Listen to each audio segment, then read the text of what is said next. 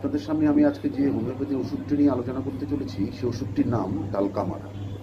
এই ডালকামারা ওষুধটি মূলত শরৎকালীন ঔষধ, মানে শরৎকালে যে সকল রোগের আবির্ভাব ঘটে সেক্ষেত্রে ডালকামারা ওষুধটি খুব কার্যকর হয়। তবে যে বর্ষাতে ওষুধটি কাজে লাগে না তা কিন্তু নয়, তবে শরৎকালের শুরুতে এবং বর্ষার শেষের দিকে কিন্তু ওষুধটি খুব ভালোভাবে কাজ করে। আর এই ডালকামারা রোগী কিন্তু ভীষণ শীত কাতুর হয়ে থাকে। এরা কিন্তু ঠান্ডা একদম সহ্য করতে পারে।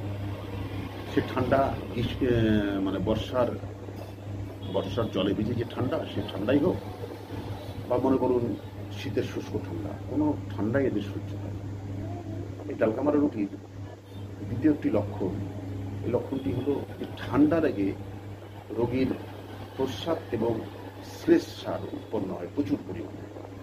হ্যাঁ, রোগী মনে করুন সারাদিন কাজ করে একটু নিশ্চিন্তে কোথাও ফাঁকা জায়গায় একটু শুয়ে আছে এবং সেখানে গিয়ে তার ঠান্ডা লেগে যায়, আর সেখানেই ডালকামারার প্রযোজ্য হয়। এই ডালকামারা রোগী ভিজে স্যাঁতস্যাঁতে জায়গায় গিয়ে কিন্তু বারবার কিন্তু প্রস্রাবের বেগ নিয়ে আসে এবং এই রোগীর চোখ দিয়ে, নাক দিয়ে এবং বায়ুদ্বার দিয়ে প্রচুর পরিমাণে কিন্তু শ্লেষ্মা নির্গমন হতে থাকে। তো এইসব ক্ষেত্রে কিন্তু আমরা এই ডালকামারা ওষুধটিকে বিশেষভাবে ব্যবহার করতে পারি।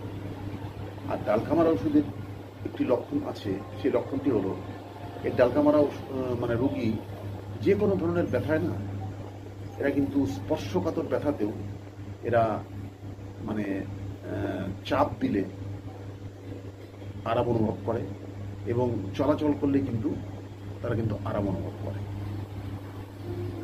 আর ডালকামারা রোগীর সব থেকে যেটা বড় সিমটম আছে, এই রোগীর যেমন ধরুন যে কোনো চর্মরোগ চাপা দিয়ে এই রোগীর কিন্তু স্বাস্থ্যের অবনতি করে। সেক্ষেত্রে কিন্তু আমরা এই ডালকামারা ওষুধটিকে কিন্তু ব্যবহার করতে পারি।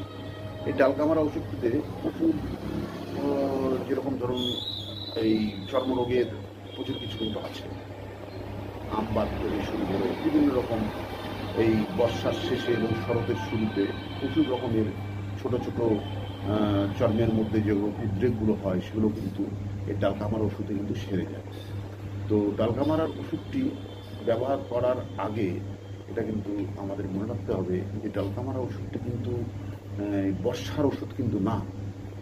লক্ষ্য রাখতে হবে যে এই বর্ষা